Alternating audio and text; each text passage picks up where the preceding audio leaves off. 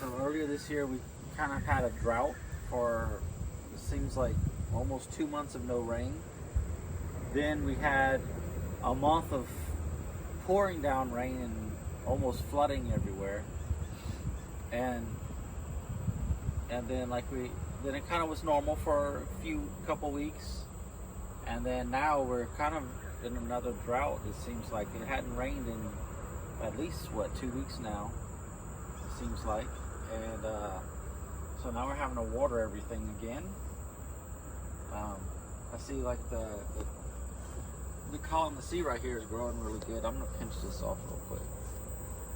Pinch off the tops. Yeah, so this is the second year it's been in the ground. The first year it did pretty good, but then the winter kind of killed it. And that's why this is all new growth right here. Same as over here at the other one in the weeds. This is all new growth, and so kind of see it starting to grow. So I'm probably going to cover it this winter and see what happens, and hopefully that does pretty good. What I may do is kind of maybe build like a little lean-to type of thing right here for the winter, and open up the vent for the crawl space to let some of that heat inside. Kind of keeps it a little warm, and hopefully that works out pretty good. And hopefully next year it'll be hardy enough to where it can withstand some of the colder temperatures here and not completely die off. I think some of it is watering it too much during the winter. We just need to keep practicing with it, But eventually, these are the two plants I want to figure out how to grow here in Georgia year round. Calamansi, so it's a little like orange type of fruit. It gets like kind of like golf ball sized. And then this is moringa. In the Philippines they call it malunggay. And so I want to learn how to keep this to where in the spring it sprouts right back up. And I heard that if you leave it in the ground and you cover it over the winter, that it usually sprouts back up. And after the first winter, is the trunk of it is hardy enough to where it'll last all winter long and not kill itself. So this is our Honeycrisp apple tree, and this year it had like 4 that started. These are the only 2 that actually survived the drought and everything. But I'm gonna harvest them right now, because what's happening is we got some little bugs right here at the entrance to it. Hold on, if I can get it off. Try one at a time. So you can see that it's like full of mold on them, and I don't know. I think some bugs even got in it. I see a hole over here.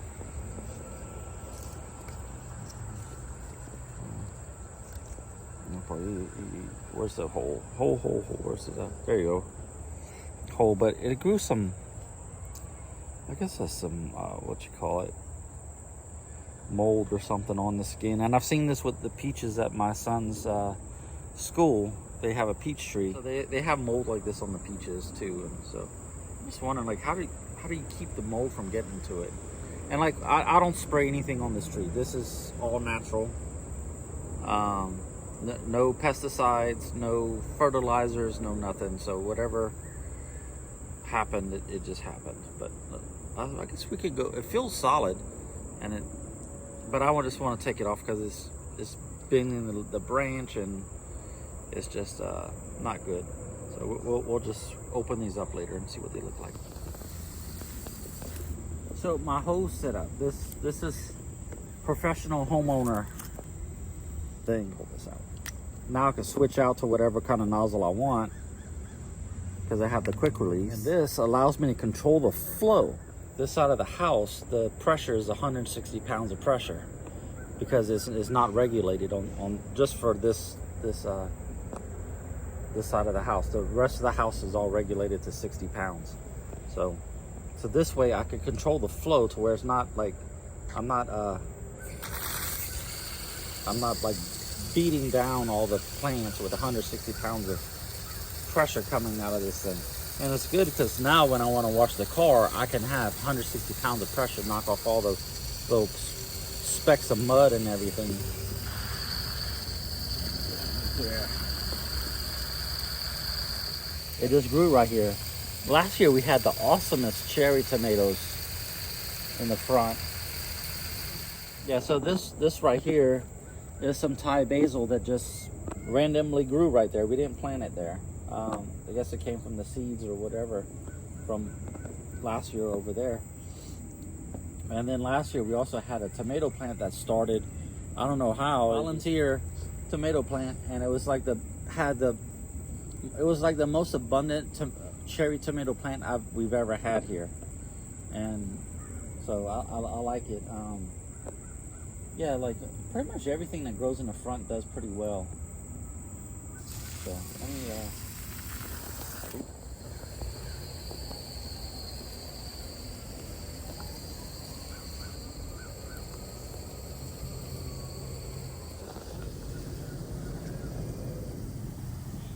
yeah, so all this Thai basil right here, it grew into this large bush, and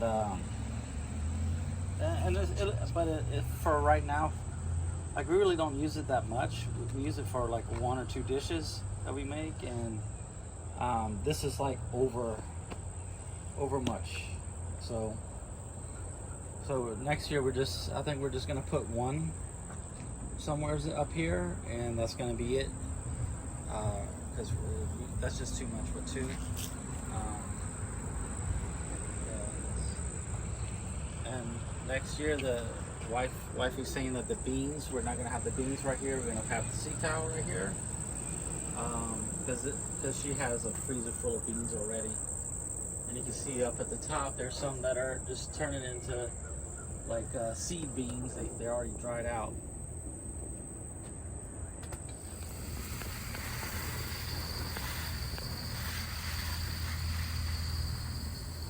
Wow, they must have a nest in there. There must be a nest in there.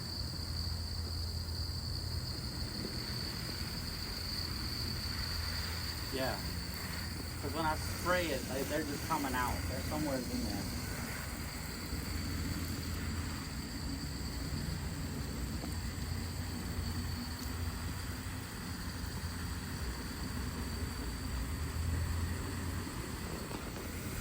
Yeah, so the bug that we had on these beans, little tiny bug. Somebody said it was called the scale bug, but I haven't really looked it up yet. But they're not there anymore. I don't know if it was the neem oil or if it was just the time of year for them to die off, but they're gone now. But yeah, you can see a lot of new growth and a lot of new beans coming out, a lot of flowering. So we'll probably keep harvesting until the end of the year, and then that's gonna be it. We'll maybe might plant one of these in the backyard next year.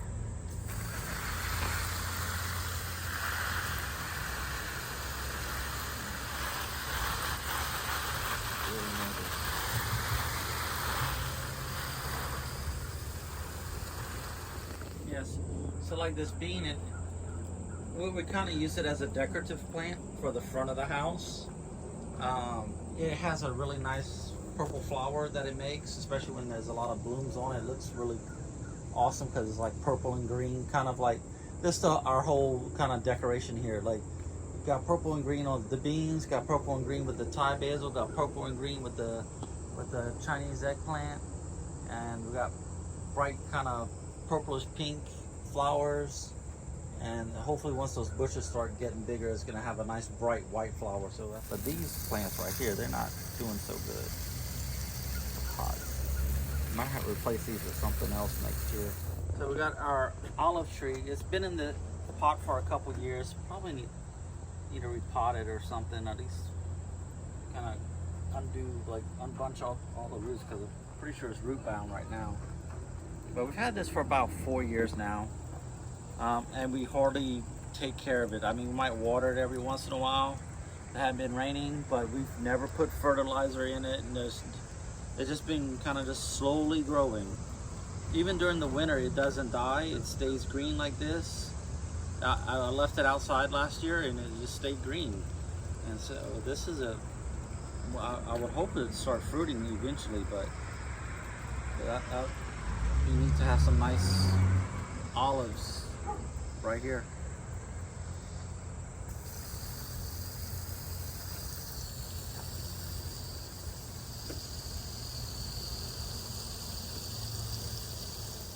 Yeah, when I water, I try to water deeply. I don't like just give it a little spritz and like, okay, it's watered, you know, like, because the thing is, I want the roots to kind of grow deep, because over here in Atlanta, it gets hot, and there are times of drought where you might go, like how we had earlier this year, like almost 2 months with no rain.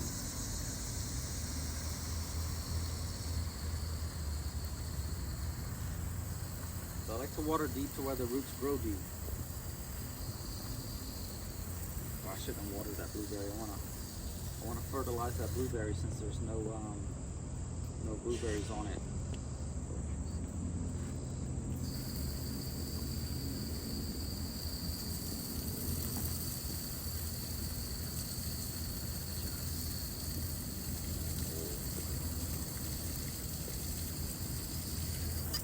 Like stuff in a pot, I'll water it, let the water seep down for a little while, come back and use it again.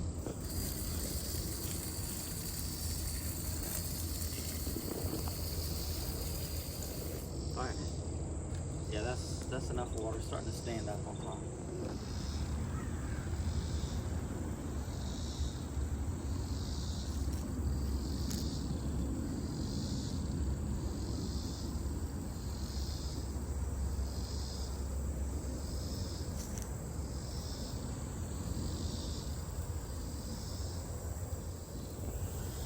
Apples over here, they really don't fruit. We planted these, what, 3 years ago? And it starts to fruit, but then something attacks the fruit when it's real small, and it kills the fruit. So I don't know what's going on. Like right now, while it's just kind of just growing leaves, as you can see, there's new growth right here. Kind of all throughout the tree, there's some new growth here. So I think I want to try to fertilize it while it's still trying to grow a little bit before the winter comes, because it's only August right now, so get some more. So this tree actually does a little bit better. It's the only one that's had like fruit that's actually grown on it. I think so far we've had 6 apples off of it. I don't know if it's just the tree. This is a Honeycrisp. The other one is a Pink Lady. And so I'm just wondering what's going on. There's still some new growth here. But you can see up here, this was an apple that died when it was real small. That's the flower bud of it. Let me water this. Nope. Turn it on. Yeah. See how much pressure comes out of this and much flow. You just slow it down where you're not hurting the plant. That's the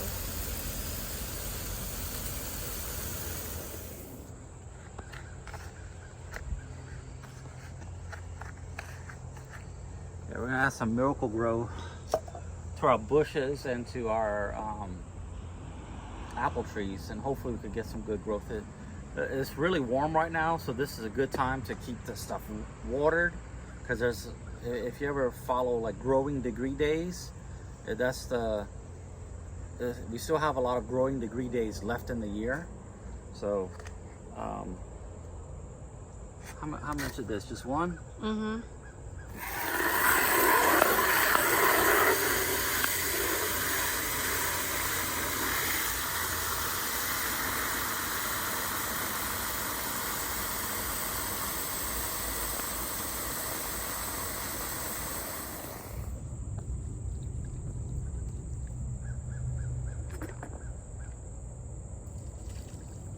I want to get all the bushes. That's my main thing. Is that the bushes are kind of weak looking. They're not getting enough nutrient. So I want to get all this.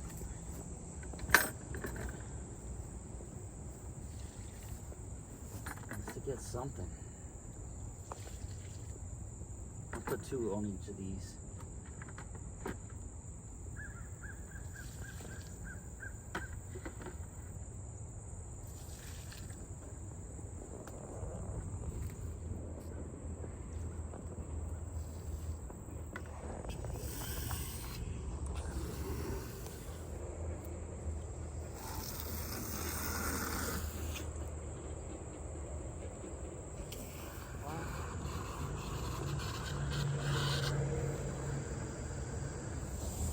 Over here, the cucumber is done. It looks like there was a fruit that must have ripened fully, and so now the plant's dead.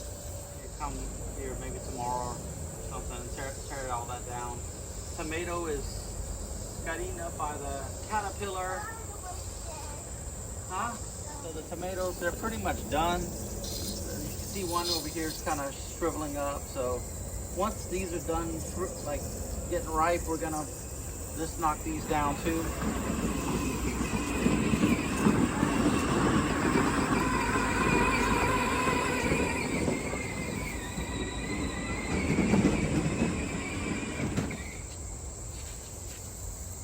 Yeah, so our target this year is, or at least this winter, is to cover these malunggay. I mean, they're like 7 foot tall. This one right here is about 7 foot tall, and it's to make them hardy over the winter, and then hopefully next winter it won't be as it won't be as bad, and we can just leave them uncovered, hopefully, and they won't rot. So I'm just praying for the best right here.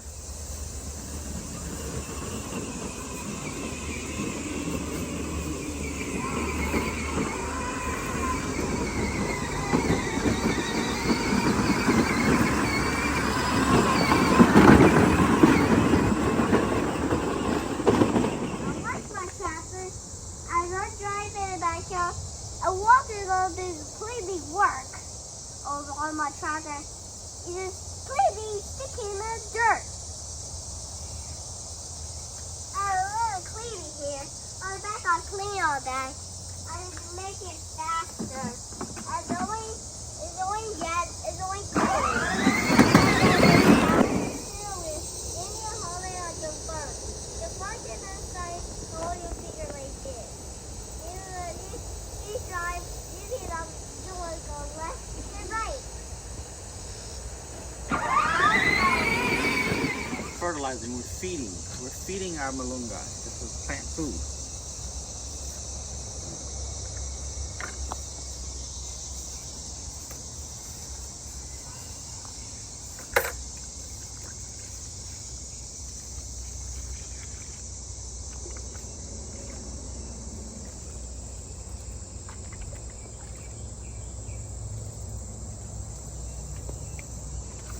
I like how all the branches are tall, because we picked from the bottom, right? And then this makes it look like a forest. I wonder if we can get it growing real big.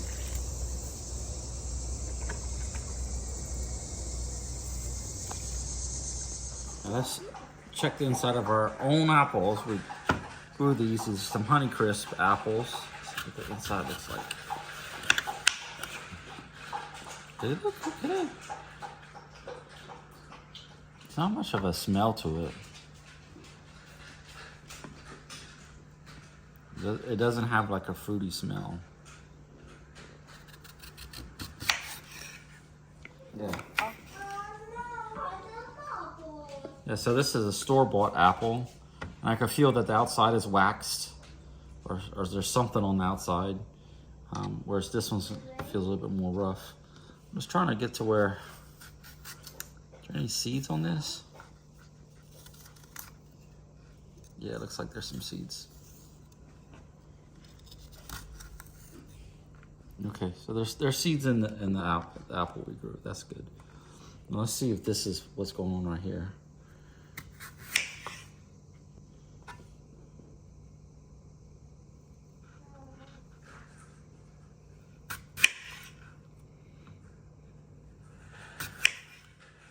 No, it's just broiled in just a little bit, and that's it. Yeah, I'm gonna make sure I'm not gonna eat the peel of the apple. I don't know what's on there, so.